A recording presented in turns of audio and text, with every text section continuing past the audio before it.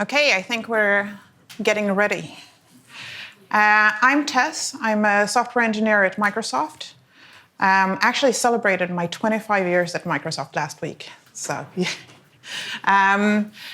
And I'm going to talk about how to do good code reviews, or how we can get better at doing code reviews. The reason I'm kind of interested in this topic is because I had a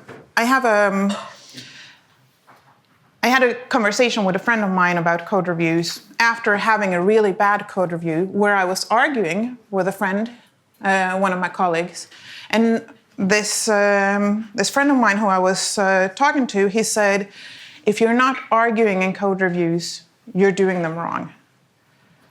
Now, I'm going to keep him anonymous for his own best interest. I'm very happy that I don't work at his company, to be honest.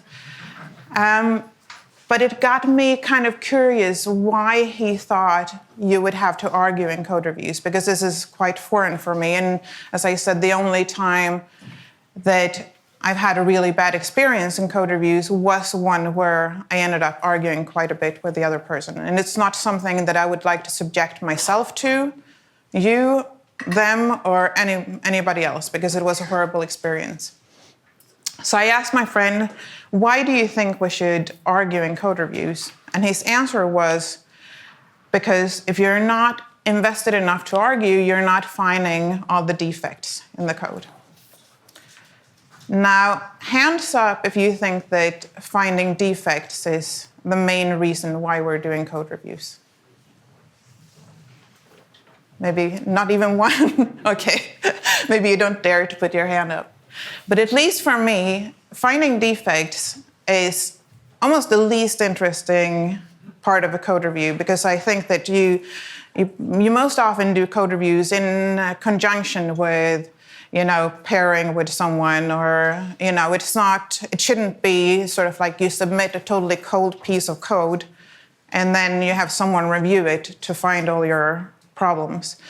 I think that the reason, at least in our team and in our organization, why we're doing code reviews is because we want to share patterns.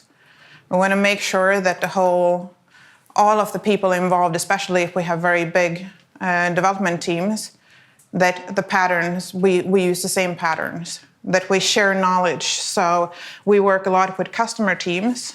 So I have my core team, and we work with teams at different customers. And oftentimes our customer teams don't have the time to necessarily be involved in all the different parts of the project that we're dealing with, but they still want to be aware of what's happening. So this is a way for us to share knowledge low-key without having to have tens and tens of hours of calls every week. And also, and this is one I think that is very important, have a shared ownership of the code. So the moment that I try to merge something into the code base, it no longer is my code, it's our code together.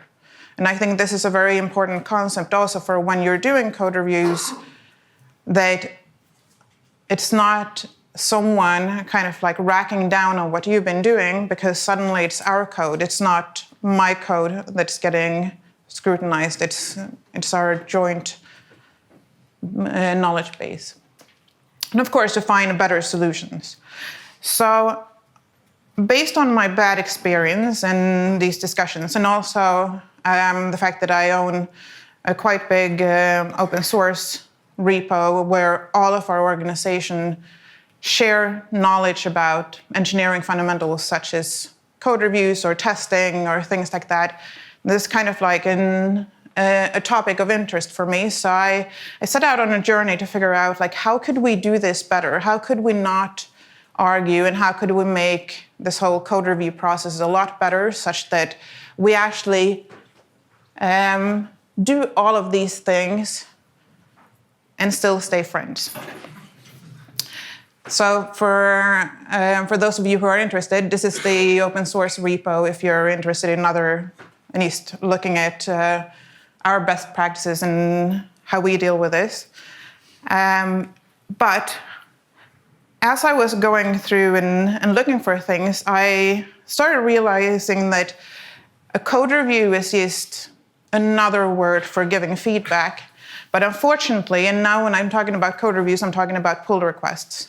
Unfortunately, it's giving feedback in maybe not the most optimal of cases. It's giving feedback to someone who's not necessarily requested your feedback.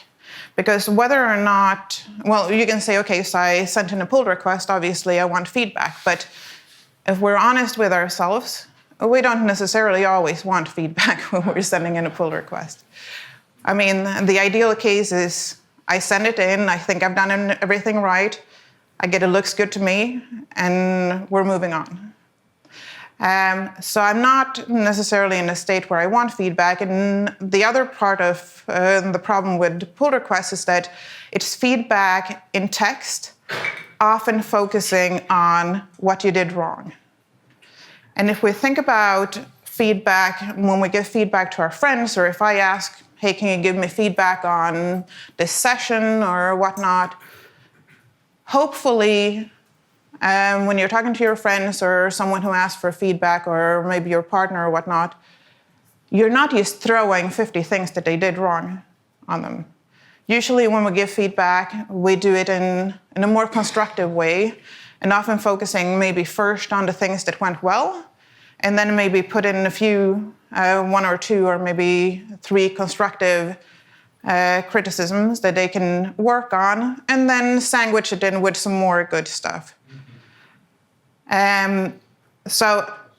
However, when I went out and looked for, knowledge from the internet on how to do good how to do good code reviews, it focused a lot on how you could find the most problems in the other person's code. Until I found this guy. And this guy was kind of like exactly on my case. I don't know if you can read, but it's called The Developer's Guide to Happy Romance by Michael Lynch. Find all your partner's flaws, guaranteed. Over 250 personality defects to look for. Yeah, you can tell. This is how we approach code reviews. This is now not how we approach other feedback. By the way, this guy then went on to write a series of blog posts, which I very much suggest that you read, called How to Do Code Reviews Like a Human. And a lot of the advice or a lot of the tips that I'm going to talk about today come partially from this, together sort of with my own experiences on the topic. So, without further ado, the first tip. Be open for feedback. So how can we, when we send in a pull request, actually be open for feedback? How does that even look? And one of the ways that I usually do it is by doing this, asking for very targeted feedback. So in the pull request, I go in and I say, hey, can you give me some specific feedback about this part of the implementation?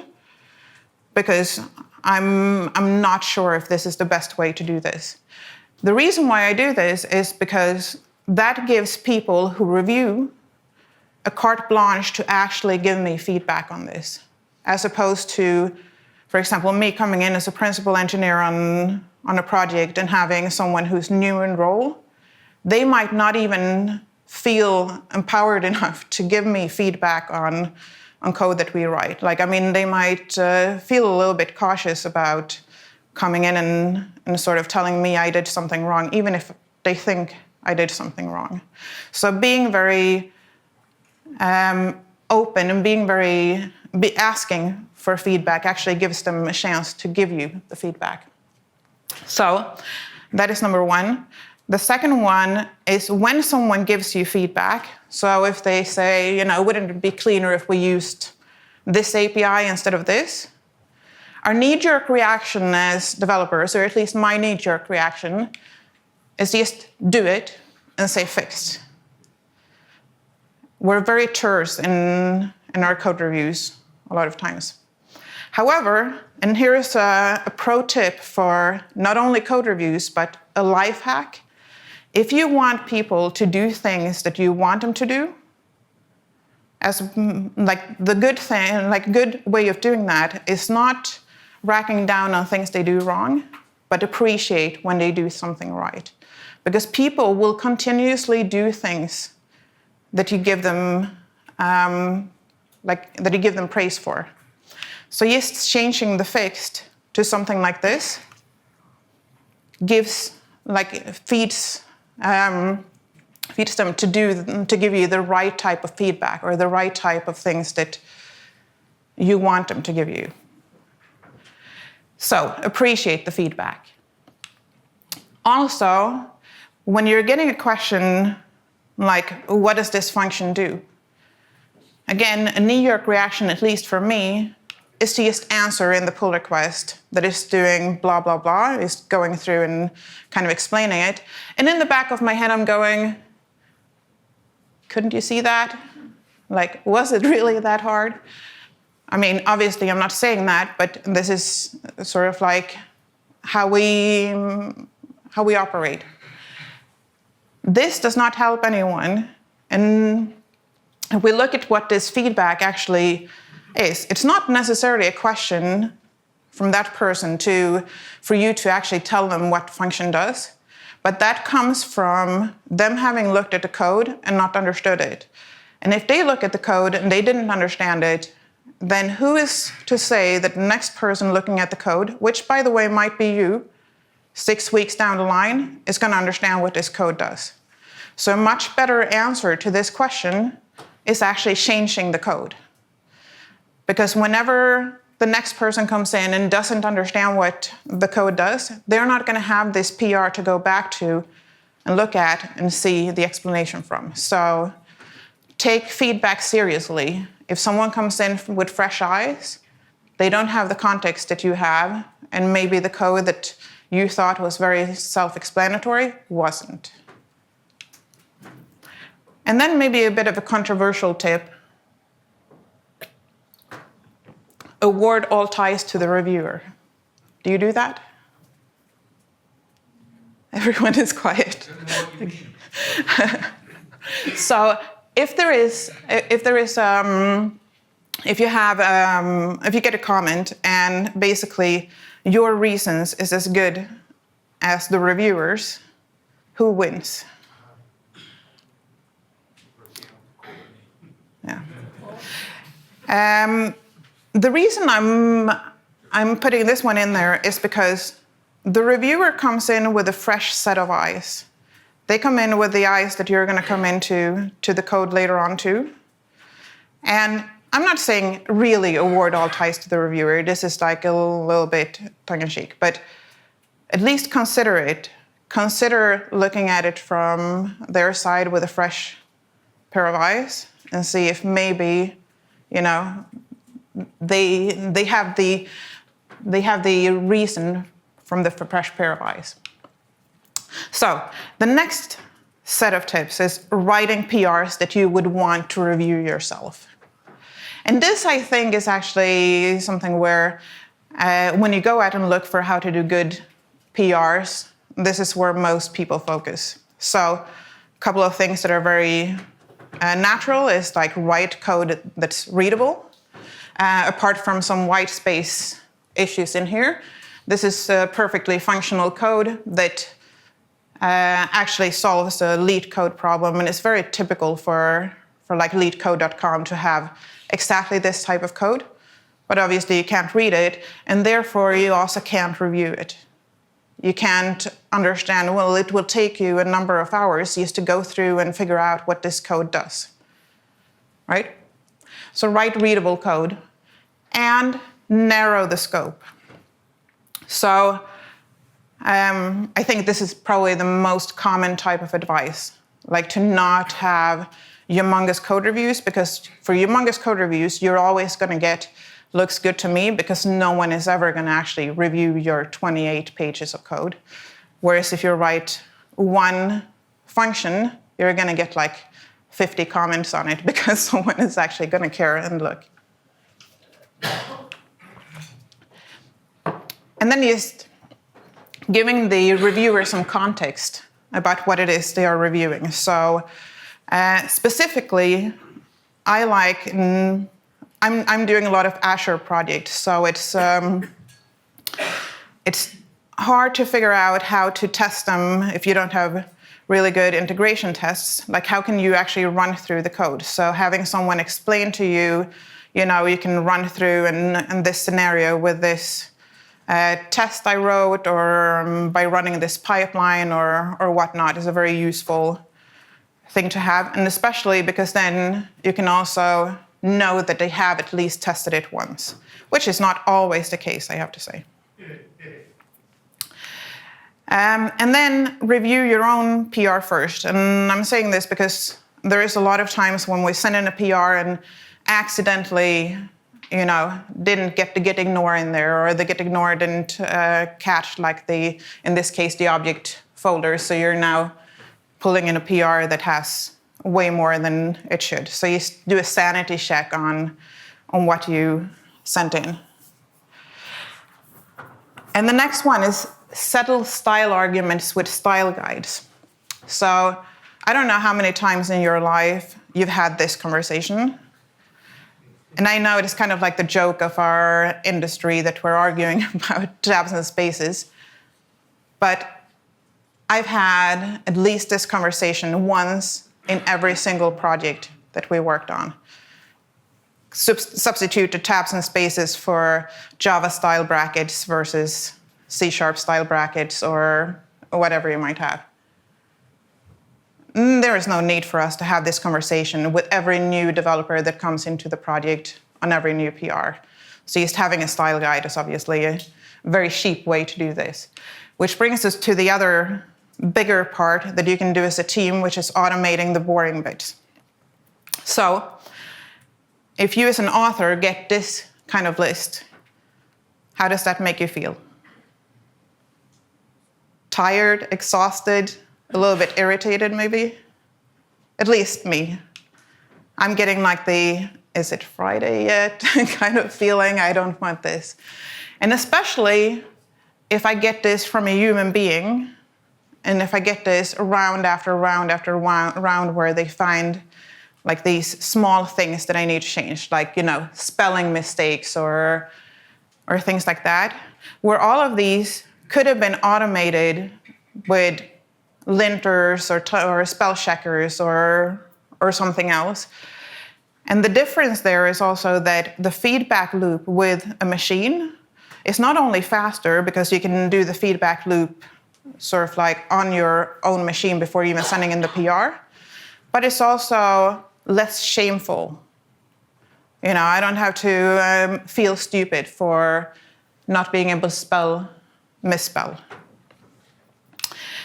But it also serves a much bigger purpose. Because if you do all these things, like building and running tests, checking for code style and typos and secrets and all of these things, you're leaving the reviewer to do the important things, which is looking for, does it solve the problem, and does it solve the problem in the best way? If you're having your reviewer actually review all the other things, you're wasting so much brain power on something that a machine is very, very, very capable of doing. The next tip is to start reviewing immediately. We often come in and have a PR and go like, yeah, okay, so this is going to be the PR that's not going to get a single comment. It's just going to rush through. And then 5 minutes later, I'm going to be able to build on this and continue with my next piece of work. And then you sit there and you wait, and you wait, and you wait, and like 3 hours pass by and 4 hours pass by. And before you know it, you're sending in these PRs because it's so irritating when you can't get a single piece of code through, because it takes like 4 or 5 hours before someone has actually let you merge it. All of this creates like a very vicious cycle of not doing code reviews or not doing PRs that are really reviewable. So my suggestion is that you should treat PRs with the highest priority. And the reason behind this, not only because it's very irritating to have to wait for it, is because if you do prioritize your backlog, it means that anything that anyone has picked up and finished is more important than anything that you can ever pick up next. else the prioritization was bad to begin with. So you should always, and this is something that we go through not only for PRs in our teams, but it's a higher priority for you to help someone finish their story than for you to pick up a new story, even if you think that picking up a new story is what you should do. If that is the case, then you need to talk to someone about the backlog priorities instead.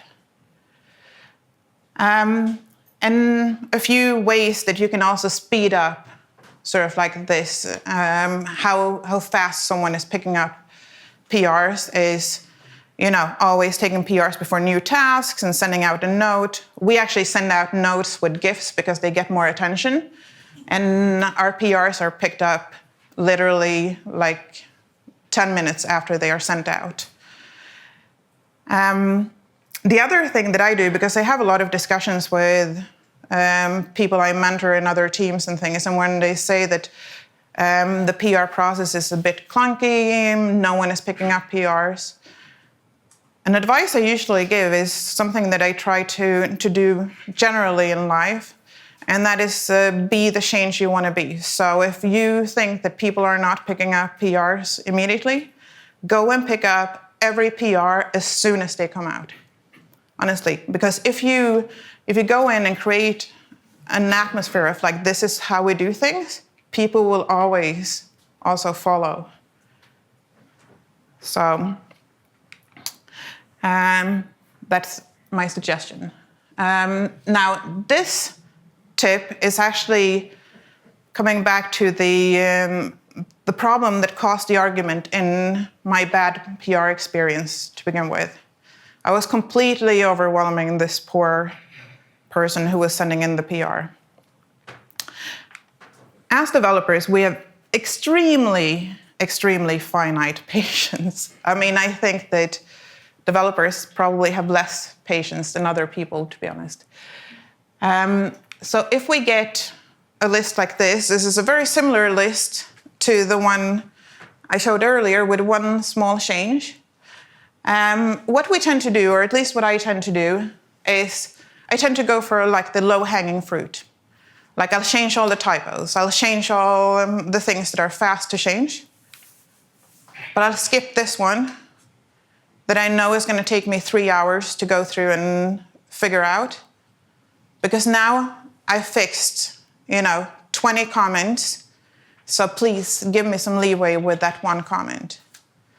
However, as an author, as a reviewer, this is probably the comment that I really wanted people to see, or I really wanted the author to see.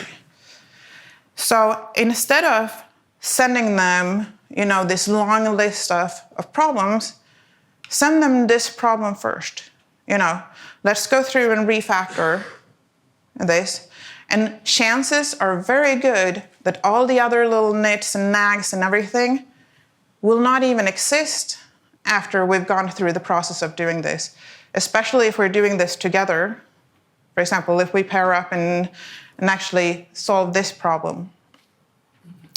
So there is like a little bit of caveat there. Some people think that if you only go for this one and skip all the other small stuff, then people will get annoyed when you get back after this is done and want them to fix, and go in for round 2. I think it's a little bit the other way around, because I think that a lot of the small things will actually not exist after this is fixed. And also, if you have the same kind of problem over and over and over again, there's no purpose in sending them this. We're hopefully working with smart people who someone at least thought it was important enough to hire for this job. I think they can understand a comment like, please apply this to the rest of the file as well. And then this was sort of like my light bulb moment where I went like, this is literally what I did wrong in the case of where I had the big argument. We don't always have to go for perfect. If we think about code, there is different levels or different different levels of quality of code. There is code, and I apologize if you can't see if it's very dark. It says there's code that's obviously wrong. It does not solve the problem. That code should not go into the code base, obviously. Then there's code that seems to work, but it's very hard to understand. I mean, it could be like the code I showed earlier for solving the problem. It might solve the problem, but it's so hard to understand that you're not even sure if it solved the problem or if it caused 10 other problems. I think that this type of code should also not go into the project. Then there is code that works, but could be a bit more readable. Maybe it could have had some other function names, or maybe you could have separated it out, or maybe it wasn't dry enough, or things like that. But it does solve the problem, and it would enable someone else to keep working on the next feature after that. And it would enable this person to go in and continue working on the next feature. This, previously I thought I would never let into the project. Now I think I would. And I'll tell you why in a second. Then there's code that's pretty good. It might be missing a test or two, but it obviously works, and it looks fairly good. And then there is the code that I write. By I mean every one of us feel that we write this code. And I would always strive for what we call grade A code, like the top thing, and say, so if I came from here, it might take like 7 rounds of PR comments to get from D code to A code. And really, that is way too much. Now, it might only take like 1 or 2 rounds to get here.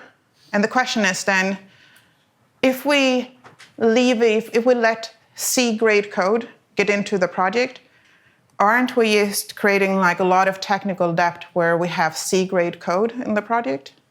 And this was what I was constantly struggling with before, but I've changed my mind on this. I've changed my mind because I've seen that when I've let C grade code into the project, the next time the person actually starts with C grade and they get to D grade and so on. So it's like a gradual process that lets the person grow and lets our code base grow. And it doesn't necessarily mean that you have to leave the bad code in the project. And if we're very honest, even though it's very annoying to see non-dry code or something that is slightly offbeat with the rest of the code, in the long run, it's not going to be the thing that breaks the project. But what you can also do with this is you can always go through and have a follow-up session after this. So you bring it in so people can continue working, and then you can say, okay, so let's just do a small PR afterwards where you and I sit down together and we hash this out and we fix the things. But now the deadline is gone. Now the ego is gone. Now everything is gone. You've let the person sort of continue with their work, and you're not stalling them forever, and it doesn't become like a contest. Instead, you're both happy, and you can both sort of like together work on getting it better. And in fact, like having a sit-down session or a pairing session with that person instead of bickering in PRs is a lot more effective way to help them grow in their code skills.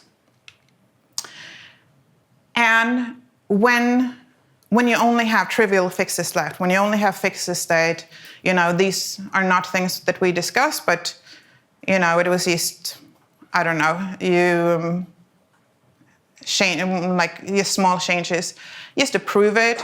It doesn't need to go through another round of you gatekeeping whether or not they fixed the problem. Trust your colleagues to actually fix the things that you both agree on.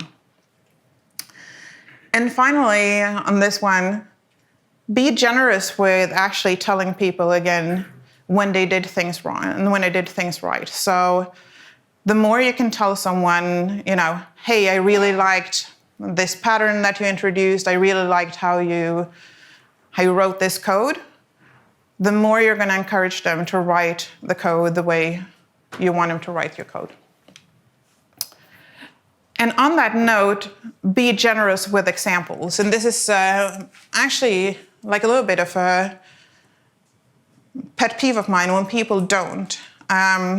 Because I think it's such a time-wasting thing when people don't give examples. So I'll give you an example of what I mean. So this is code that's actually taken from a project a long while back, where someone came into the project. They're a C# engineer. I do mostly C#, but a lot of Python as well. And they had written some authentication code or authorization code. And they used this kind of string concatenation.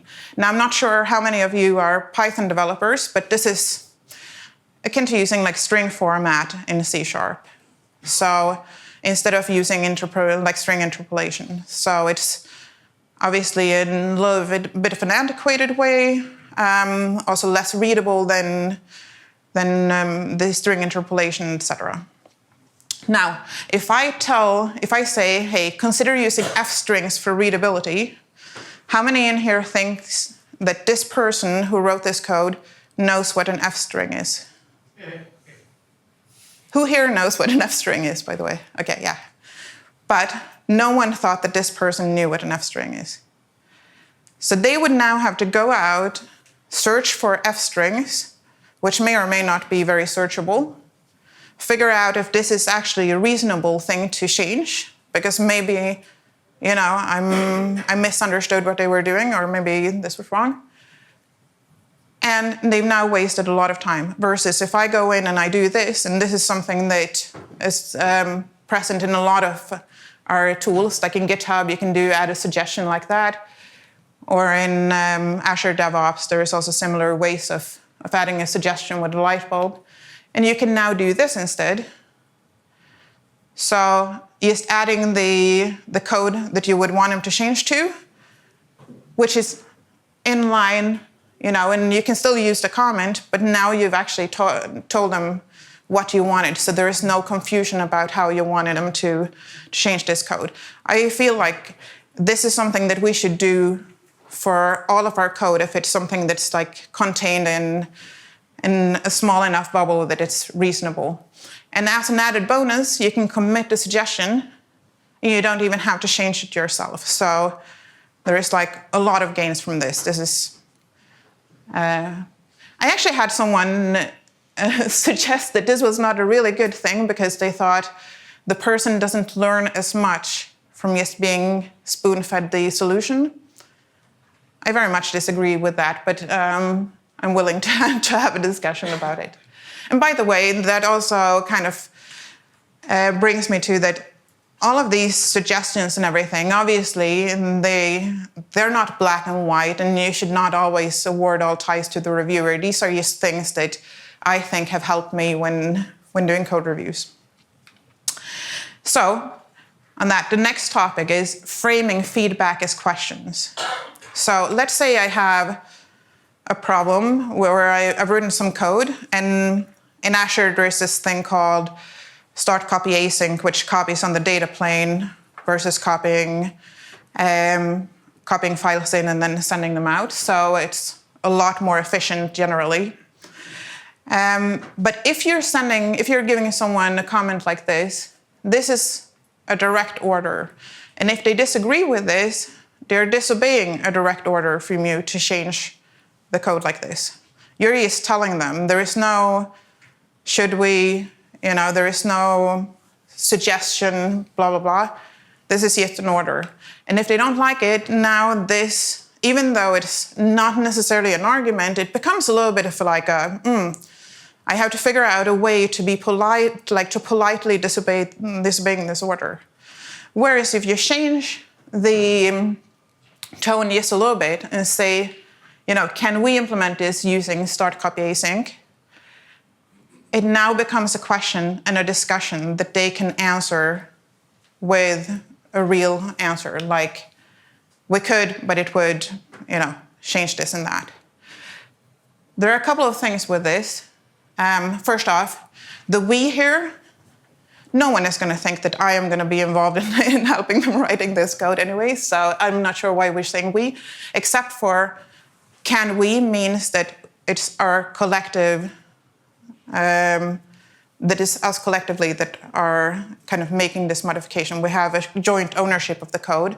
I'm not telling the person that they did something wrong, but I'm telling them that, we have an ownership, therefore we should deal with this. But the other thing that this also implies is that I am not entirely sure if this is the best way. This might just be a good way. And the can we is an offer to, maybe we should, but also maybe we shouldn't. I'm leaving it up to you as an author to tell me why we shouldn't. So just the simple thing of framing the feedback as a question invites a completely different feeling. And on that note, don't make it personal, and also don't take it personal. If someone is reviewing your code, they're not reviewing you. They're reviewing your joint code. So, don't make it personal. Writing a comment like this, you put this method in the wrong class, please move it to the use repository class. The you in here is quite accusatory. And even if, I'm not someone who's easily triggered, but this one word puts me in a different state of mind. Whether or not I like that it puts me in a different state of mind, it actually, it now becomes me that they're saying that did something wrong versus the code had some issue. So again, moving this to a can we creates a very, very different connotation, which also focuses on the code instead of the author. And in fact, speaking of focusing on the code instead of the author, we should also go in and tell why we're thinking we should do something. Because this one is just an opinion without reason. This is just, I thought we should move this. This is, I thought, and why we should. So now the author can come back and say, okay, given that this is your reasoning behind this, I now have an answer for you that, whatever will happen is better than your reason, kind of thing. And the other thing about making it personal is actually sort of like the positive side of this, or it's not really a positive side.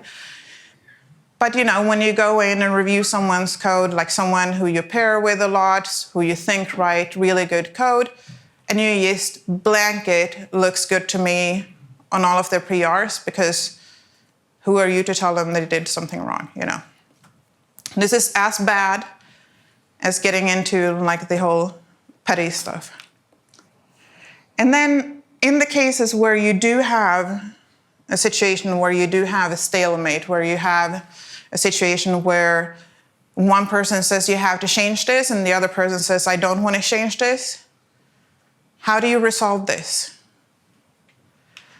Well, first off, how do you identify it is by seeing, the number of comments doesn't go down, and in fact it increases per round, and most comments are rejected, and the tone is getting hostile, and you're getting a very, very high heart rate. I don't know if you've ever felt this, but if you've been in an argument with someone over text, and you've gotten this, you can feel yourself getting red in your face, but it's okay because you're behind a computer keyboard, so obviously not a good thing. So at this point, it's better to just step back, because if you're looking at Twitter arguments or internet arguments where both parties go in and think they're right about what they're saying. I mean, I've been in cases like this where I've had a very, very strong opinion about something, and then someone else has a very strong opinion the other way, and you're going to go like, everyone else is going to see that this is obviously the correct opinion because, how couldn't it? But everyone else just goes, who are these buffoons and why are they bickering? Because it really is irrelevant most of the time what you're bickering about. So if you end up in this situation, just pick up the phone. And this is, I would say this is a good thing to do anytime that you feel like your PR or your review is going to be lengthier than just the simple things that can be easily fixed. Or anywhere where you think that, the other person may not really agree with what I have to say here, picking up the phone and kind of explaining your case is usually not a bad thing. Or getting a second opinion, because you want the opinion of the people who thinks that you're a buffoon for thinking this. And also, give up. Give up is a perfectly valid, way to deal with the stalemate, to be honest. In fact, most of the times if you give up, the next day, that thing wasn't even as important as you thought it was today. And then after you've given up, or if you don't give up but you have a second opinion and you decide that your way is the good way, then you can always add something to fix it later or do a design review or something, but you can also, hug and make up. So, these are things for arguments in real life too, always give up and hug. But this was just 10 tips on how I think at least we can get better at doing human code reviews. So be open for feedback, write PRs the way you want to review them, settle style arguments with style guides, automate the boring bits, and then review immediately, don't overwhelm the author, be generous with examples, frame feedback as questions, don't make it personal, and resolve stalemates proactively. And I think that after all this, if you're arguing in code reviews, you're doing them wrong, should be replaced with if you're not arguing in code reviews, you're doing them wrong, should be replaced with if you're arguing in code reviews, you're doing them wrong. Thank you. Any questions, by the way?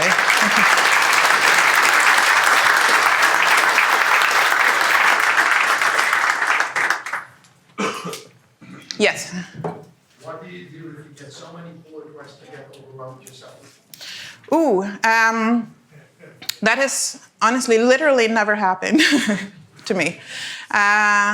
In fact, I will say I review all our team's pull requests every day, and not because I'm gatekeeping them, but because as a principal engineer on my team, I need to have a very good overview of what everyone is doing and make sure that sort of like we're all doing the same patterns. But I take that as in you get overwhelmed with the number of PRs that are sent into you.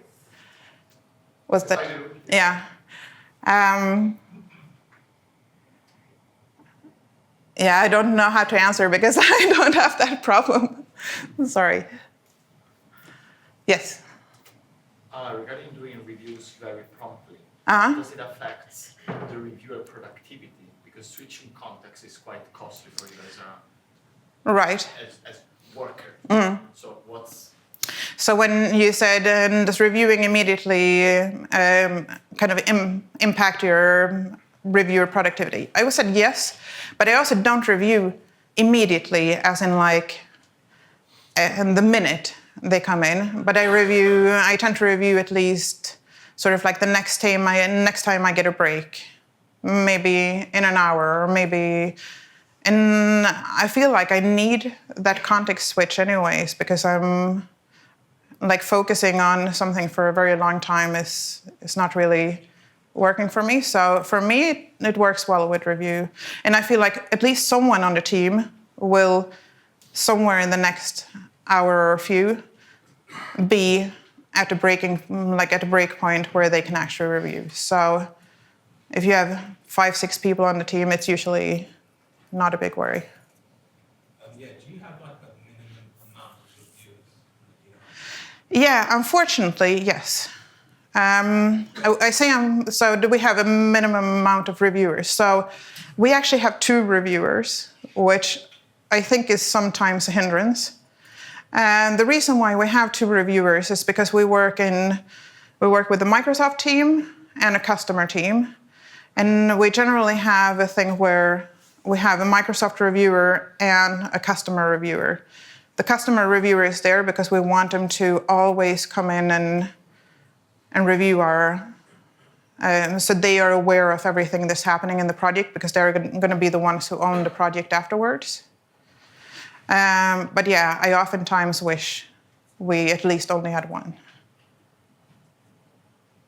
Yes? It's very similar to the second question. I was going to ask if you would want to advocate for context switching so that people do start picking up PRs. Because I think sometimes people in my team will actively pick up tasks and then say, oh, I can't do that, I'm doing this task, to avoid going on to the PR. Yes. So do you advocate doing context switching instead of picking up, I don't know how to phrase, but the context being that people will tend to pick up new tasks instead of picking up PRs. So I think that it becomes a little bit of a culture thing. If you have someone who is very much always picking up the PRs, people tend to kind of like get in the flow of doing that. But the other way is also true. If no one picks up PRs, then it becomes more of like people pick up tasks before PRs.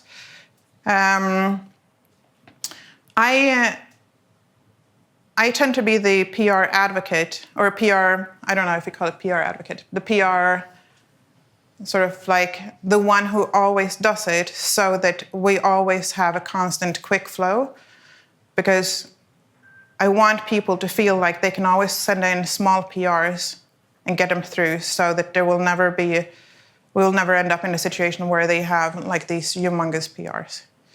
Except for me, I send in 28-page PRs. Yes. Do you feel like you can trust everyone in your team to review a PR? Do I feel like I can trust everyone on my team to review a PR? Yes. So, yes, I do. And in fact, I value a PR review from someone who's new in role, almost a little bit more than someone who is more senior, because the more senior ones that I worked with for a long time tend to do the looks good to me reviews. Also because I implicitly trust everyone on our team, but I also trust myself that if no one reviews it, I think it's okay if my code goes in.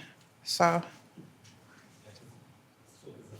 find I get a lot of looks good to me, and like, how can you kind of, I guess. How can you make them not write, it looks good to me? How can you, Yeah, so it goes back to the first, so how can I make them not do looks good to me? And it goes back to the first section of this, which is being open for feedback, actually encouraging, when you get the feedback, actually being grateful for the feedback, and also specifically asking for things like, give me feedback on this. Because if you do ask someone for specific feedback on something, they will give you specific feedback on something, whether or not it looks good. I mean, it might be, I looked it over, I couldn't see a problem with it, which is fine. But the looks good to me is more, I haven't read it. Like too long didn't read, kind of thing. Yes? Do you have any circuit breakers for codes in the red part of your triangle there? For instance, I review the tests first. If the tests are wrong, I'll move the rest of the codes. I need to miss the requirements. Yeah, do we have any circuit breakers? So basically things that will never make the PR go through. And it depends. We work with a lot of different customers, and we have so in each project it's a little bit different.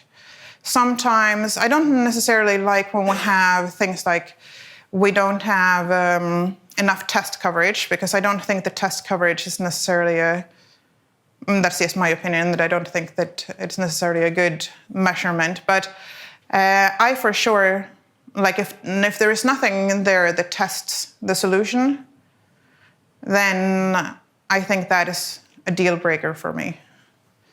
Do you still go on to review the rest of the code? Or do you just... I generally don't. Like I try to, like in the section about don't overwhelm the author, I try to very much go in and not do the nitty-gritty before the deal breaker is done.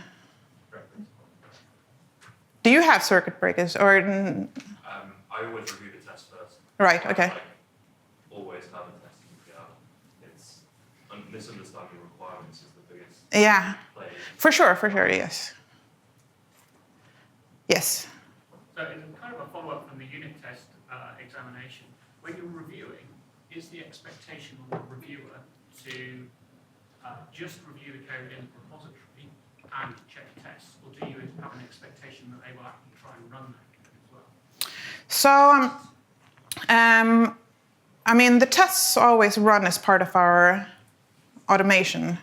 So I don't necessarily, like, as long as I trust the tests and they cover most of the scenario, then I'm good. And we tend to do not necessarily BDD style testing, but we tend to start our coding sessions with a design session where we set up a number of tests that actually meet the acceptance criteria.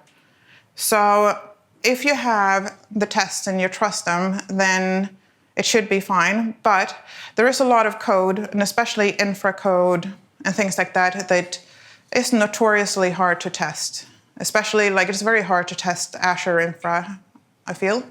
And in that case, we try to do things like you have to then have a pipeline that shows, your infra as code running, and it has to be green, and it has to, show the specifics and things like this. So, yeah, we try to do things like this. How about you, I guess? We are transitioning. So, yeah, some things are, the infrastructure stuff is very interesting because that isn't something we currently do. But it would be good to add to our code. Yes. Yeah, we suffer from a lot of the, that looks good to me. We should probably do a little bit more of dragging the code down and just having it in the IDE, having a step through it. Yes. It's too complex sometimes to look at just in that. And also there are people who are differently good at testing through the whole scenario, and some just send things in because they trust someone else to review it. And I think your point about the code reviews being too big is a very valid one. yeah. That's maybe where the problem Yes. One of the things that I struggle a lot with is features, stories, and tasks, and doing a pull request on each one of those. And if you, for instance, doing a pull request on a feature, you've got a large set of code you're putting in. So Yes. you come up with this problem of it's too big a set of code to be worrying about. The task would be a nice thing to be reviewing, but we don't do pull requests and PRs on the task. So that kind of... Right. So how do you battle like the feature versus feature being really big and doing a pull request, and then our task being smaller? The feature might have like 3 services, Yeah. a couple of details, and Agree with that. So we very much do pull requests on tasks in our team. Like, in fact, that's the level we always do them at, which means that you might end up doing, it should always be functional code, and it should always be code that has a reason that you can validate against. But yeah, I think that you then miss a little bit of like the whole story acceptance criteria. But it's been very much doable for us to do task PRs. yeah, I mean that problem also then falls in line with branching in your main branch. So, yeah. Do you do PRs at a main branch level? So we do feature branches or forks, and then so a feature branch would be a task. not necessarily a feature, but we use feature branches for our tasks. Yeah. Yeah, that's another, so sometimes we do that too, yeah. Yes. Yeah, it depends a little bit. So the way we work is, since we work with customers, we tend to, like, we have this saying that we meet them where they are, and if they do feature branches, then we do that. If they do feature toggles, we do that. It's, yeah. Yes? And how much do you find a good split between doing your own workload versus the workload of doing PRs? So how much do I find is a good split between doing PRs versus doing my own work? And for me, personally, I think that I'm not, I'm maybe not super representative, but because I do all the PRs, I spend a lot of times in PRs and architecture sessions and design sessions and such. I do write a lot of code too, but I tend to write code when I have quiet time, maybe late in the afternoons or Fridays, we don't have any meetings, and then I tend to write a lot of code. So, but for the average developer, I think 50-50 maybe, I don't know. Yeah. And also it depends on what you, PRs versus also code reviews or just a lot of times we spend a lot of time, we don't necessarily pair program it as in like we sit down and you know, one person writes and the other person talks. We usually do like these sessions where we sit down and write the tests together, and we might not even write the tests. We might just write the test specs, and that is our pair programming session. And then we go off on our own and implement whatever the test should be. So even that is like a little bit of a code review type session. Cool? Yes? Yeah. Have a rule of thumb for how long to take it on a code review in relation to how much time we spend.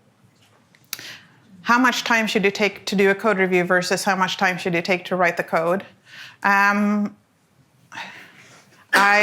don't know if I have a good answer, but I think that if your review takes a long time, then you're doing something wrong in the sense like either it's too big or too complex or something is, the code is not readable enough or something like that, is at least my opinion. How about you? What do you think? Yeah, I would agree. Okay, cool. I feel like I'm having opinions, but it should, I mean, all of us are developers in here, so obviously. Yes? How do you resolve time pressure from the author of the PI? You write a comment and the response like, I don't want to deal with your comment because I need to deliver this. So that was kind of what caused the argument in the case where I had the argument, because this person said, I need to, like my manager told me I need to get this in by Friday, and I don't have time to fix all your stuff before that. I think most such things can be resolved with like quick-est calls where you can agree together that, okay, so if you're really under time pressure, let's focus on these few things, get them through, and then immediately we add a task for, like there's going to be either you or mine next work item to fix the thing that needs to get fixed. Because sometimes it does make sense to not fix everything that you think should be fixed. And you just let the code go through, because someone else might be waiting for, I don't know, they might be waiting for that database to exist, or they might be waiting for that API to run so they can call it. And it doesn't necessarily matter if it wasn't dry enough, or we can fix that later. So, but I think it should all be in like a conversation between the both of you. And even though we have like sort of like different levels and everything in our organizations. Like some are more senior, some have been there shorter. I think the better we get it, like respecting each other as people and respecting that all opinions matter, the better, and just listening to why someone might not want to fix something and maybe helping them out instead of pushing them into doing something that they don't want to do, understand why it is they don't want to do it, and then maybe there is a way to solve it that works out for both of you. Yeah, very much. Okay, well, thank you guys so much for all the questions. That was awesome.